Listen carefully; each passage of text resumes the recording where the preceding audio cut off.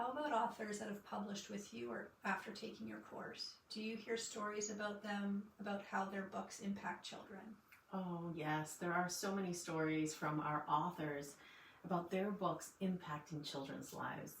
A recent one is Randy Larson. She published her book, Moonlight Wishes, and in her book, this boy is feeling lonely, and in the end, he ends up adopting a puppy. Well, she let me know, she shared with us that somebody read her book, and then the family went out and adopted a puppy for their son.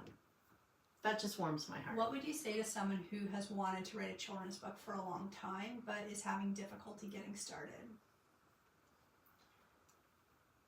I think for anybody that's been wanting to write a children's book for a long time, but is having a hard time getting started, a couple of things. One, go out and read a lot of children's books. That's number one. You're going to feel so inspired. And then find a community, find mentorship.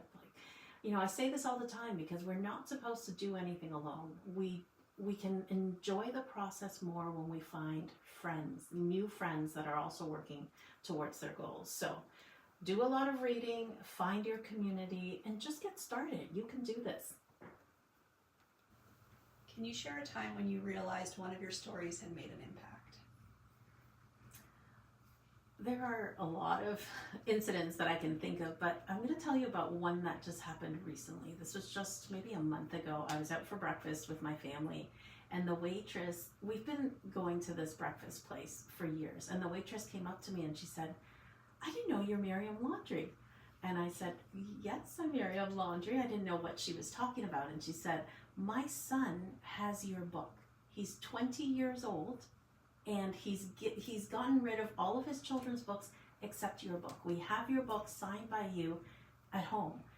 And what she said was that he was 10 when I went to his school, and my book had an impact on him. She didn't elaborate, but the fact that a 20-year-old boy still has my book, I can only imagine that, that something in that book made a difference for him, for a 20-year-old to still keep a children's book. Wow. Not someday, not eventually, this year.